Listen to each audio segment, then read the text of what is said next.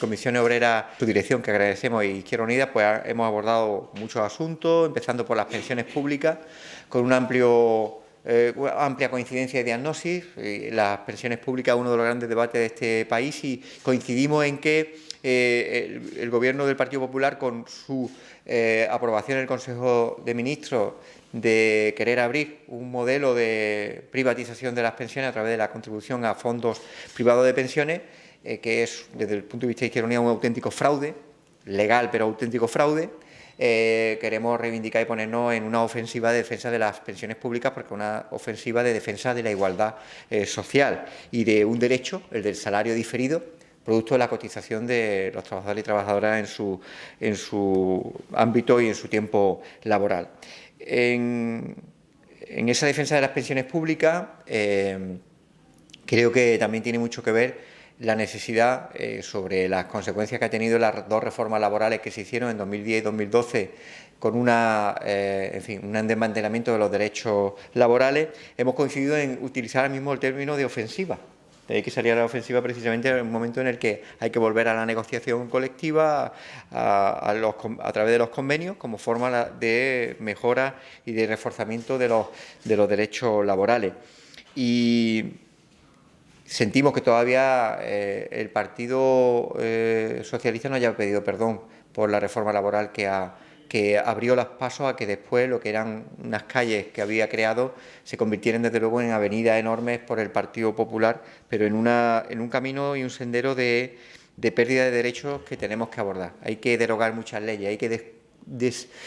desmantelar y deconstruir todo lo que han estado intentando construir en forma de apuestas normativas contrarias a los intereses de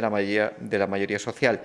En un contexto donde sabéis que los beneficios empresariales están triplicando las rentas salariales y queremos cambiar ese ámbito.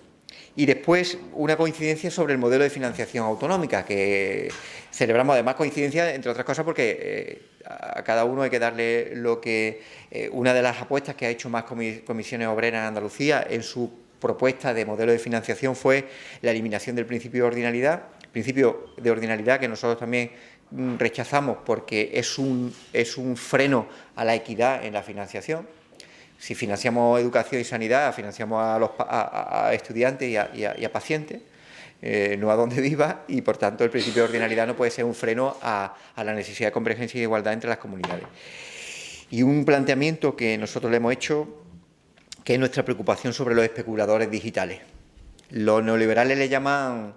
economía colaborativa, pero de eso nada, ni es economía ni es colaborativa, es pura especulación utilizando las redes digitales. Y frente a eso nos preocupa esas actividades económicas que ni cotizan ni se regulan, que es nuevo marco de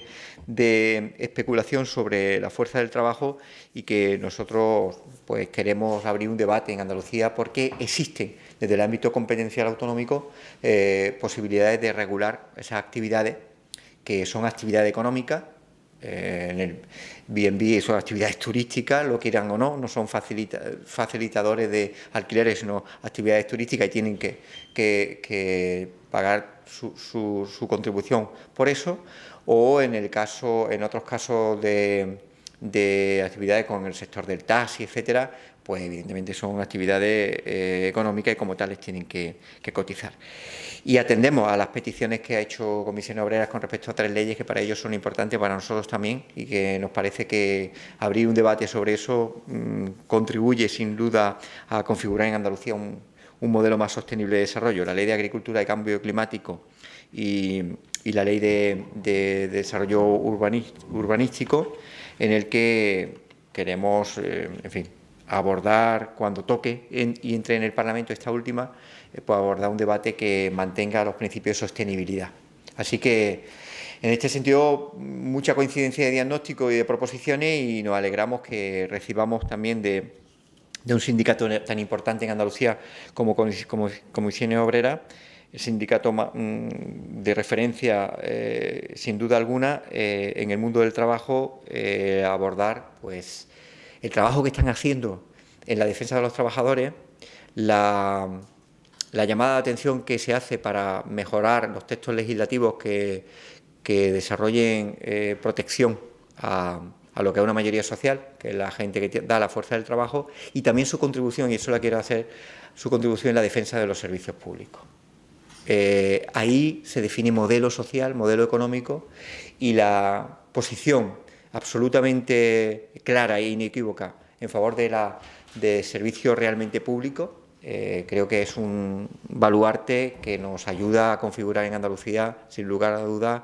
un modelo que sea diferente y un modelo que sea de protección en forma de servicio, en forma de salario indirecto, igual que las pensiones son en salario diferido, a los trabajadores y trabajadoras. Son conquistas, y son conquistas que tienen que estar permanentemente en alerta para ser defendidas como tales. Una situación que hemos compartido con Izquierda Unida,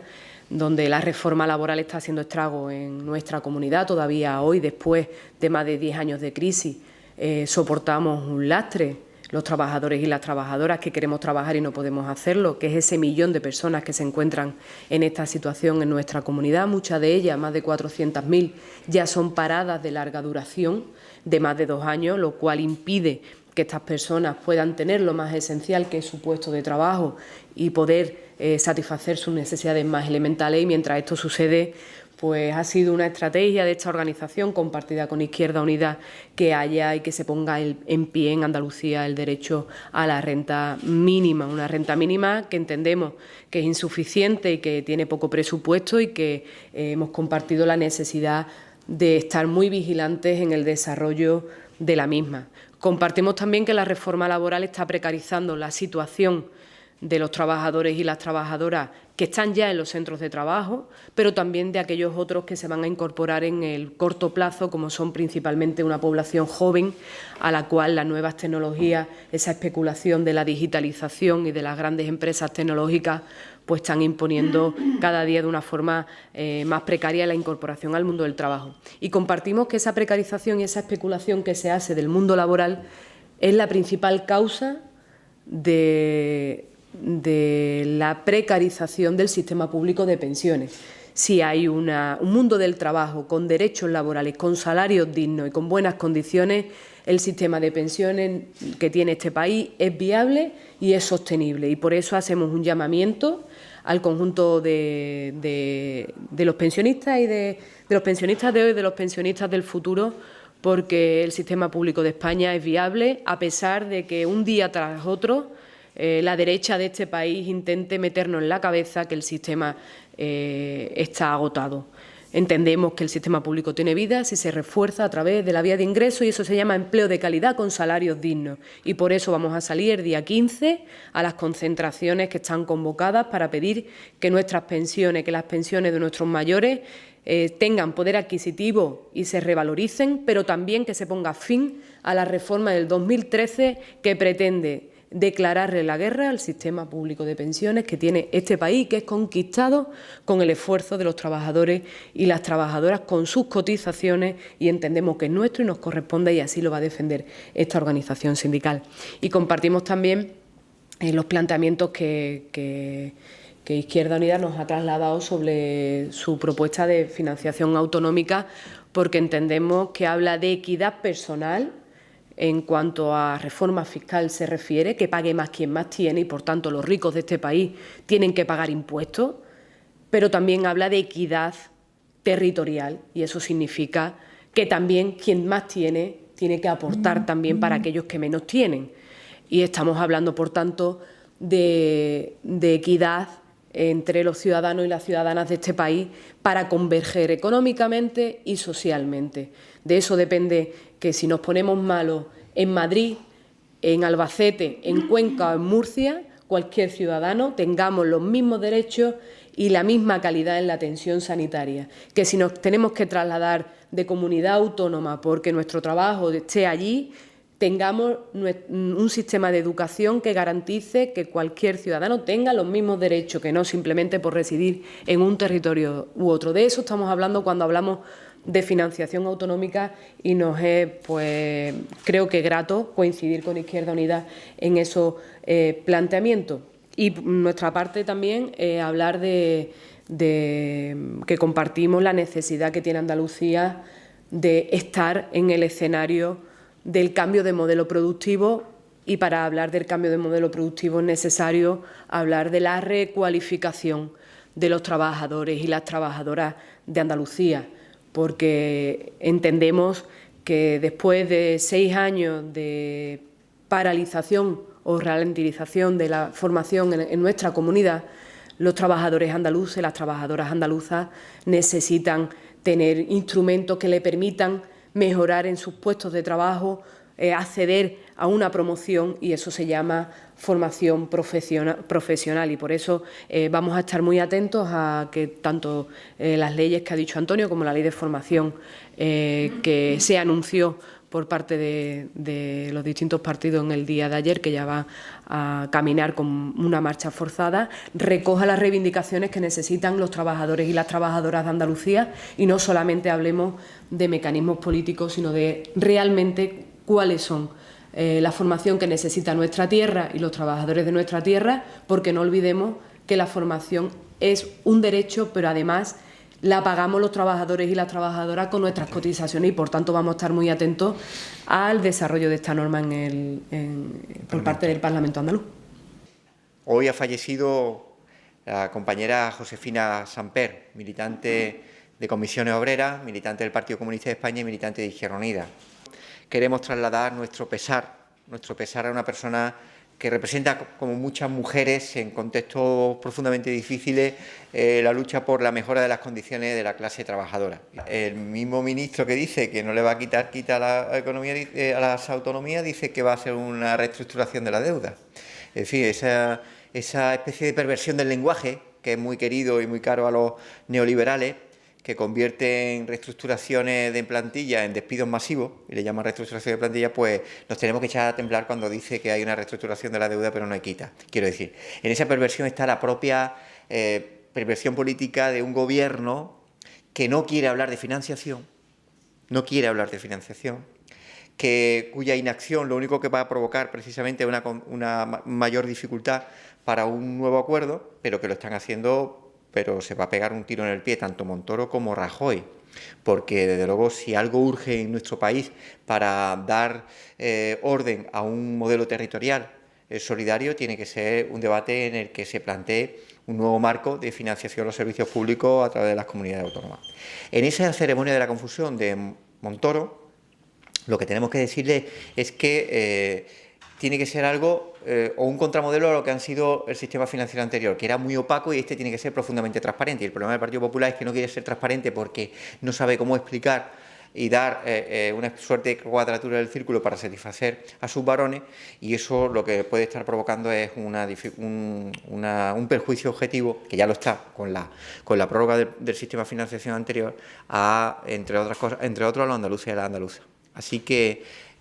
hay que echarse a temblar y temer lo peor cuando él habla de una quita de deuda que se elimina, pero sin embargo se habla de una reestructuración de la deuda. Que hable claro, que diga qué va a hacer, cuál es el marco, que ponga negro sobre blanco cuál es la intención del Gobierno central, para que sobre eso podamos posicionarnos tanto desde las comunidades autónomas como desde las organizaciones políticas con representación parlamentaria. Y a partir de ahí, afrontar ya de una vez que 2018 sí sea un año de acuerdo de nuevo modelo de financiación, porque entonces estaríamos ante el escándalo de que la prórroga del anterior sistema de financiación iba a durar más que el propio tiempo en vigor del actual. Llamamos especuladores digitales a aquellos que, bajo la excusa de sentar una plataforma digital en la que se ofrecen de intermediarios para servicios, en el fondo están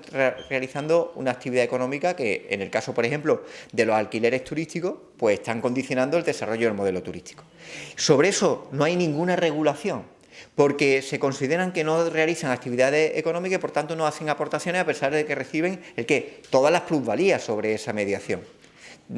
Hablamos de mediación turística, hablamos de mediación en el transporte de taxi, o hablamos de mediación en algo tan importante como es la alimentación o envío de comida a las viviendas del cliente.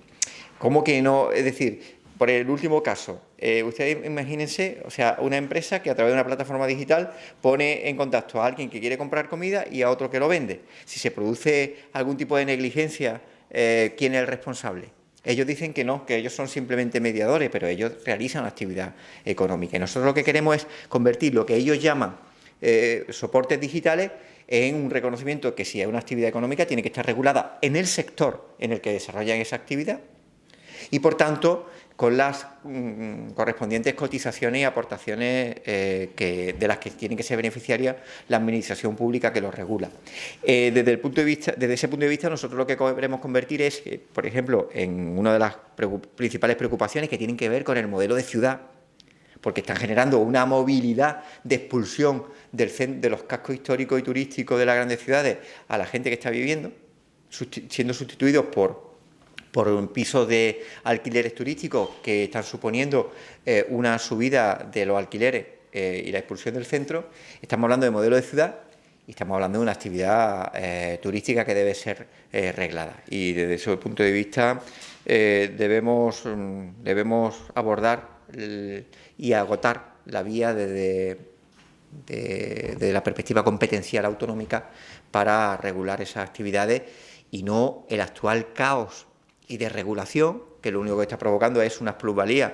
sin regulación y sin control, y una intromisión en un sector en el que tenemos que abordar con carácter integral toda la regulación. Es decir, nosotros queremos que estén regulados los hoteles, reguladas las pensiones, reguladas los hostales, regulados la hostelería, pero también reguladas este tipo de nuevas realidades que además están provocando un cambio brutal en el modelo de ciudad, porque estamos convirtiendo los centros de las ciudades en parques temáticos sin vida, ¿no?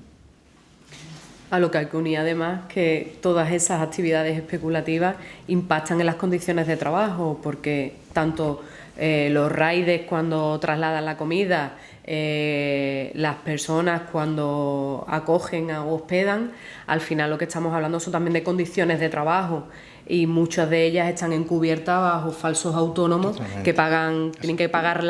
su propia seguridad social, su propio autoempleo, y después, si tienen un accidente laboral, la empresa se desentiende totalmente, obteniendo el mayor beneficio, porque en el fondo también le traslada los costos de la producción a las personas de manera individualmente, pero no traslada luego los beneficios en forma de salario y de condiciones de trabajo. Por tanto, nosotros valoramos que Izquierda Unida lance la propuesta de regulación dentro del plan autonómico, y animamos también al resto de fuerzas políticas a que escuchen a las organizaciones sindicales,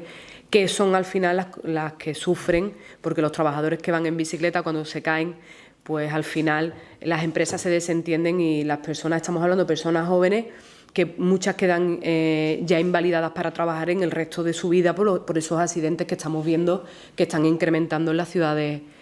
andaluzas, ¿no? Bueno, la no declaración de Guerrero es que, ahora no sabemos entonces al final cuando dice la verdad este auténtico, en fin, impresentable, y soy fino, e irresponsable dirigente de una dirección general tan importante como fue la Dirección General de Empleo, ¿no? Entonces, claro, ¿qué ocurre? Que ahora, ¿a quién creemos? ¿El Guerrero que declaró cuando fue detenido o el Guerrero que ahora se retracta? Esta persona dejó de tener mucha credibilidad hace mucho tiempo. El problema es que ahora se sitúa en una perversión de su uso como persona acusada y procesada, y lo que tenemos que aspirar es a que la verdad judicial se conozca. Nosotros reiteramos lo que siempre hemos dicho. Independientemente del proceso judicial, la valoración política la hemos hecho siempre. Por cierto, y algo que no se dice mucho, quizá una de las mayores responsabilidades de este suceso es que lo que es un derecho con toda la dignidad que es de los trabajadores de la expediente de regulación de empleo, que son derechos, quizá una de las perversiones de todo este tema ha sido que se ha criminalizado lo que es un derecho. Y ahí sí hay una responsabilidad política del Gobierno de la Junta de Andalucía cuando, por el mal uso de determinadas prácticas, han hecho que muchos trabajadores y trabajadoras sientan vergüenza incluso por algo que es un derecho suyo y que no tenía que estar mezclado con una asociación de los ERE a prácticas anómalas, irregulares y contrarias a lo que y para lo que se crearon, ¿no? Y esa es una de las principales responsabilidades políticas que siempre nosotros advertimos, porque nos parece además de una profunda injusticia para quienes se merecían con todo derecho momentos difíciles de su vida laboral, un expediente de regulación que es un derecho y no un objeto de sospecha, como las malas prácticas que ha hecho este señor y el Gobierno socialista en su momento lo han llevado. Y respecto al caso Serrallo de Torre Hurtado, pues nada, alguacilado, ¿no? Es decir, que asuman sus responsabilidades, que se produzca toda la investigación y se conozca la verdad y como decimos siempre, desde Izquierda Unida, desde luego, lo vamos a defender. Sabemos que no es el mensaje más atractivo posiblemente, pero distinguimos lo que es la valoración política, que es la que nos corresponde a nosotros, y que la resolución judicial nunca invalida una resolución política. Es decir, una solución judicial no puede convertirse en un aval de determinadas políticas, porque hay una cosa es que una decisión sea ilegal y por tanto tiene que tener una sentencia condenatoria, y otra cosa es que incluso situaciones legales sean justas. Y tanto en el caso de Loere como en el caso de Serrallo, desde luego, aparecen elementos especulativos, uno con las necesidades laborales y el otro con cuestiones urbanísticas que son ambas rechazables. Nosotros estamos